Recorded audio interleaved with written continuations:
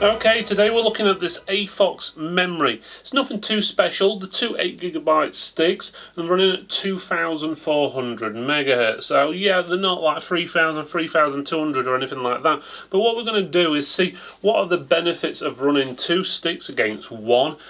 The memory is CL17 memory.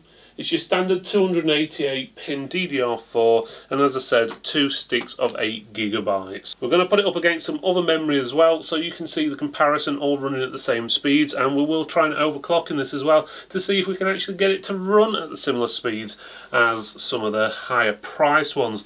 Retail price for these packs are roughly around about £30–31 at this time. That's per 8GB stick, so obviously if you're looking at two sticks you're going to be looking around about £60. But obviously the benefit of getting two is they'll work in dual channel, but I'm also going to compare them against one 16GB stick of memory running at the same speed to see if dual channel actually matters this day and age. So let's have a quick look at the packaging. As you can see, you've got your AFOX on there. You've got your original Micron USA chipset lifetime warranty, so that's pretty good. It says AFOX memory, always fast. There is no heatsink on here, so we'll see how that affects it compared to some of the others. On the back, it just basically tells you about the product itself. So you've got DDR4 memory, 8GB, 2400, CL17s, PC4, 19200, long DIMM, which obviously means it's for a desktop PC, which is the 288 pins rather than a laptop, unless you've got a really strange laptop. Inside the box you don't have much, you just have the card, which really was used as a backing thing that tells you about lifetime warranty and so forth. But other than that, that is pretty much it. And you get your memory as well. So the memory stick is a normal height, but it looks like they're only using probably a low profile amount of the actual chip because it's pretty plain at the top. So otherwise nothing too fancy, so we'll have a look at it and see how it performs. So let's get down to testing.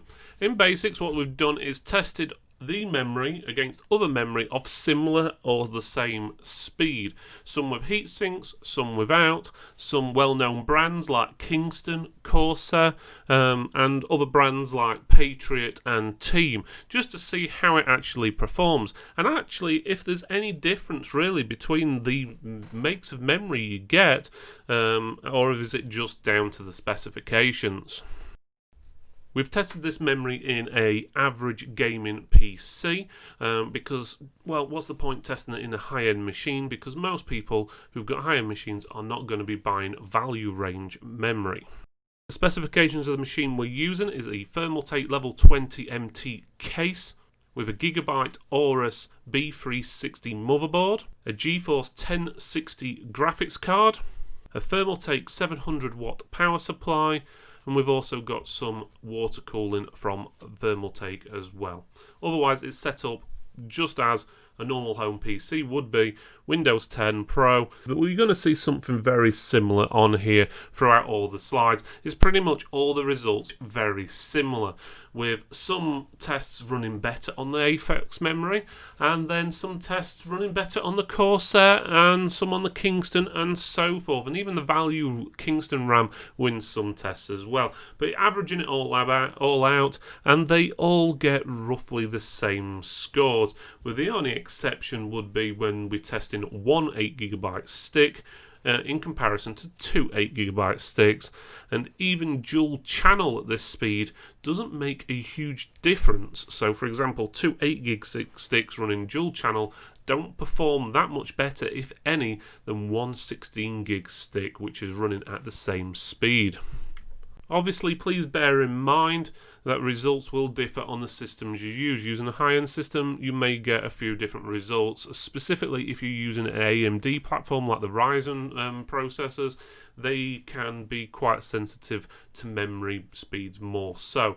But on a mid-end Intel machine, you won't see much difference between the memory.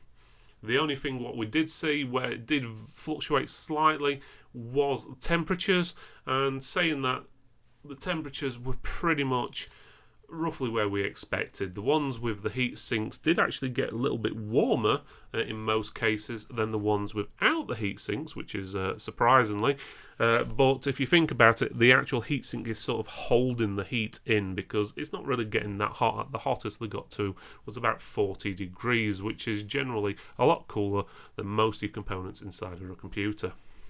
We did do some overclocking. We had to upgrade the machine we were overclocking it in though, because the B360 was unable to change the voltage and change the actual speed of the memory. So we did it on a Z390 board with a 9900 Ki9 processor, and as you can see from the results, the overclocking, it did perform a little bit better, but generally in most things we found only about a half a frame a second better on average when you're overclocking it, mainly because the CL time increases, which is basically means that the response time is going to be slower even though it's going faster. So would I recommend this memory? Yeah, I would. It's one of the best price, if not the best price, branded memory we can find on the market with this sort of specification and speeds.